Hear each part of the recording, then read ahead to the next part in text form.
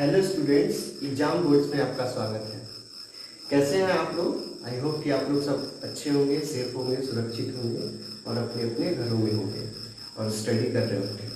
तो जैसा कि हम लोगों ने पिछले क्लास में डिस्कस किया था प्रोटोप्लाज्म, उसमें जितने भी ऑर्गेनल्स थे उस सबको डिस्कस किया बारी बारी से, mitochondria, Golgi bodies, chromoplast, chloroplast, तो सारी चीज़ को तो डिस्कस कर लिया है। अब बचा है हम लोग का न्यूक्लियस का पोर्शन। अब न्यूक्लियस को हम लोग इस क्लास में डिस्कस करेंगे कि न्यूक्लियस होता क्या है, कैसे वर्क करता है, क्या इसका प्रिंसिपल है। तो आइए देखते हैं कि न्यूक्लियस कैसे वर्क करता है। तो न्यूक्लियस ये क्या होता है कि जैसे ब्रेन हम लोग का काम करता है उसी तरह न्यूक्लियस सेल के अंदर काम करता है। तो ब्रेन जैसे मान लीजिए कि कहीं भी हम लोग के शरीर में चोट लग जाता है तो ब्रेन ही बताता है कि हाँ जी यहाँ पे चोट लगा है, आप वहाँ पे इलाज कराइए। उसी तरह जो न्यूक्लियस है वो सेल को बताता है कि आपके अंदर ये कमी है, इसको ठीक कीजिए।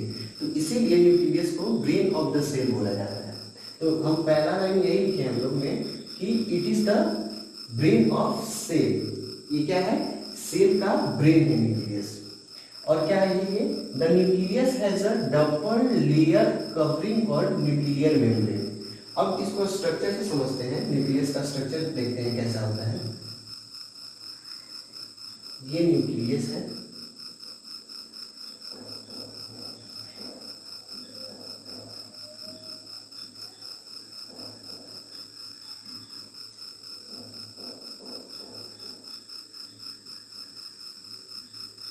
ये होल्स हैं और पोर्स भी बोल सकते हैं, ठीक है। ये न्यूक्लियर मेम्ब्रेन, न्यूक्लियर मेम्ब्रेन। अब इसके अंदर वाटर प्रेजेंट होता है, पूरे में वाटर आता है। तो इसको लिख लीजिए वाटर।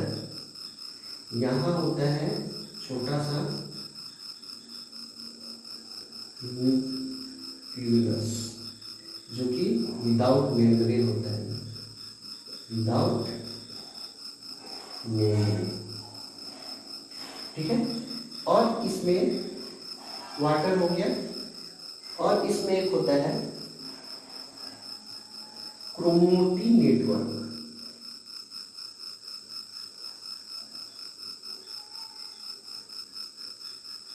ये होता है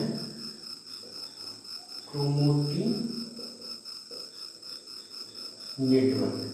अब क्रोमोटिन नेटवर्क जैसे ये धागा देखे ना, धागा थ्रेड, तो थ्रेड के जैसा ये पूरे न्यूक्लियस में क्या होता है? स्प्रेड हुआ होता है और इसको बोलते हैं क्रोमोटिन नेटवर्क, ठीक है। तो अब इसका तो बेसिक डायग्राम हो गया न्यूक्लियस का। अब इसका देखते हैं कि क्या है थ्योरी। तो थ्योरी पार्ट में है कि the nucleus has a double layer covering called nuclear membrane. अब इसका ये डबल लेयर है, ये क्या है कि न्यूक्लियस का एक सेल है और इसके अंदर पे एक मेम्ब्रेन लगा हुआ है।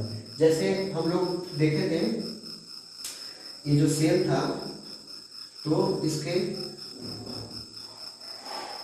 बाहर सेल वॉल और उसके नीचे मतलब ये प्लाज्मा मेम्ब्रेन। उसी तरह यहाँ न्यूक्लियर मेम्ब्रेन रहता है और न्यूक्लियर मेम्ब्रेन में क्या होता है? होल्स होता है जो कि किसी भी मटेरियल को, जो इम्पोर्टेंट मटेरियल है जो इसके लिए नीड है वो इन होता है और जो वेस्ट मटेरियल है उसको वो ये आउट करता है, ठीक है। तो इसका जो कवरिंग है वो क्या है? डबल कवरिंग है। तो ये डबल कवरिंग हो गया। तीसरा पॉइंट है कि nuclear membrane has holes which allow the transfer of material from inside the nucleus to its outside. अब अभी मैंने बताया कि जो मटेरियल इसके लिए यूजफुल है वो इन करेगा, जो वेस्ट मटेरियल है वो आउट कर देगा ये। और ये काम कौन कर रहा है? तो न्यूक्लियर मेम्ब्रेन के थ्रू हो रहा है। चौथा पॉइंट है कि इट कंटेन्स क्रोमोसोम्स। अब इसके अंदर क्या होता है? क्रोमोसोम्स पाया जाता है और क्रोमोसोम्स जो होते हैं रॉड शेप स्ट्रक्चर होता है। इसमें क्रोमोसोम्स होते हैं, ये है क्रोमोसोम्स। ये रॉड शेप स्ट्रक्चर होता है। अब ये क्यों होता है? इसका यूज क्या है यहाँ पे? तो इसमें डीएनए प्रेजेंट होता है प्लस प्रोटीन्स होते हैं। और ये क्या करता है कि क्रोमोसोम्स सेल डिवीजन के लिए यूजफुल होता है। किसके लिए यूजफुल होता है? तो it is useful for the cell division. अब सेल को डिवाइड करने के लिए क्रोमोसोम्स का यूज होता है, और ये किसके थ्रू करता है? तो डीएनए और प्रोटीन्स के थ्रू करता है। यानी कि डीएनए ये जीन को अलग सेपरेट करता है। ठीक है। अब लास्ट पॉइंट इसका है कि the nucleus plays an important role in cellular reproduction. अब न्यूक्लियस का काम क्या है? ये क्या करता है? ये सबसे इंपॉर्टेंट रोल प्ले करता है नया सेल बनाने में। The process by which a single cell divides and forms two new cell.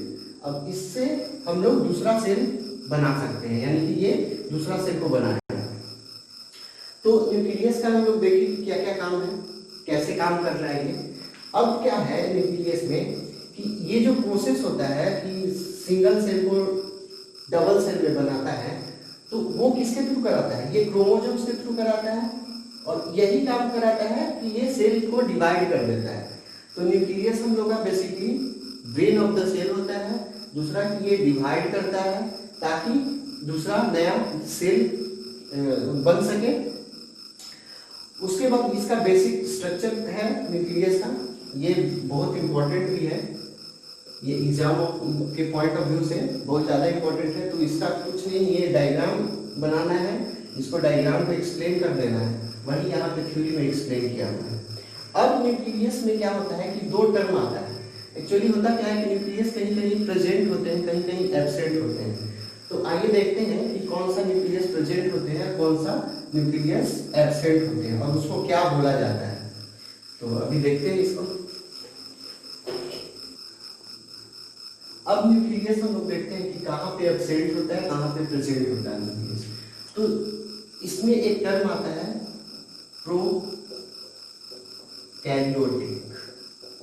और एक होता है यूकैरियोटिक।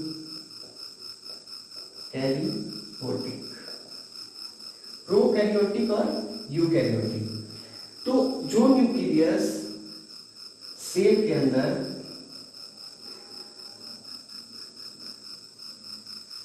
नहीं दिखाई दे, ये कभी दिखाई देगा कभी नहीं दिखाई देगा, उसको क्या बोलेंगे?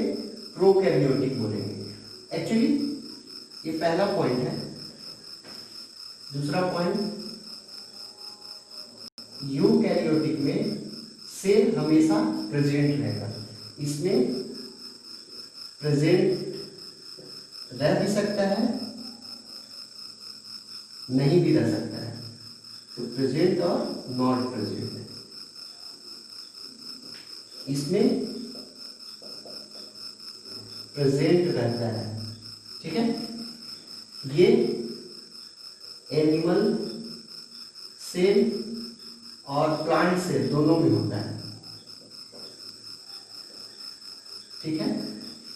ये बैक्टीरिया में होता है।